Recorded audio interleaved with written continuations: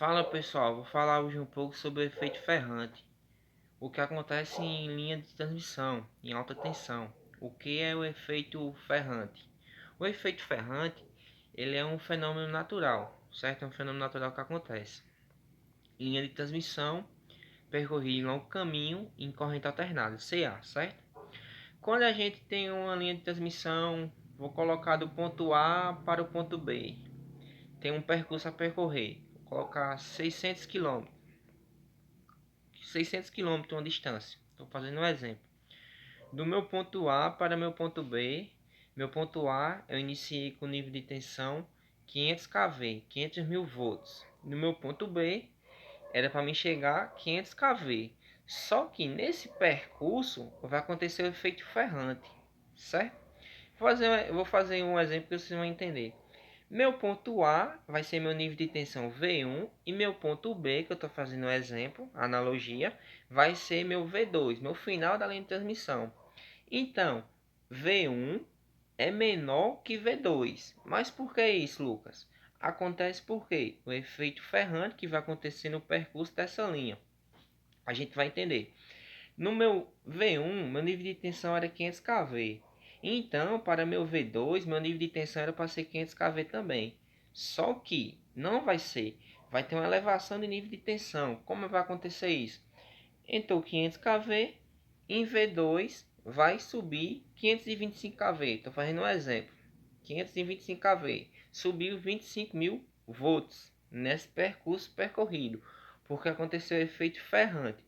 Como acontece o efeito Ferrante? O efeito Ferrante, como eu falei, é um efeito natural que acontece. Como eu tenho uma linha de transmissão pelo longo percurso, eu vou ter o solo, certo? O solo ele tem uma resistência nula, nível de tensão nula, ela se anula no nível de tensão no solo. E eu tenho o ar, o atmosférico.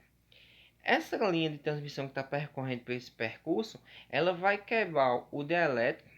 E ela vai fazer como? Ela vai fazer como esse espaçamento fosse um capacitor. Ele está armazenando energia. Só que esse armazenamento vai ser um armazenamento que ele vai gerar uma energia reativa, uma capacitância reativa na rede. Com isso, vai ter essa elevação de nível de tensão. Em V1, eu iniciei com 500 kV. Em V2, eu vou chegar com nível de tensão 525. Subiu 25 kV a mais nesse percurso. Aconteceu por causa do efeito Ferrante. Mas como eu posso amenizar o efeito Ferrante na linha de transmissão pelo longo percurso? No meu ponto A, na minha subestação do ponto A, do meu início da minha transmissão, eu posso colocar um reator indutivo para tirar essas cargas capacitivas, essas cargas reativas da rede, para amenizar. Não é dizer que eu vou sanar, eu vou amenizar esse fenômeno natural que acontece em linha de transmissão, certo? Com isso, eu vou ter no meu ponto A um reator indutivo, certo? Um reator indutivo. E no meu ponto B um reator indutivo. Vou fazer um exemplo. Meu ponto A 500 kV. Cheguei no meu ponto B 515, 510 kV. Foi pouco, caiu. Mas só que esse percurso é muito longo. E no meio dele, eu não vou ter uma elevação maior que vai chegar no final?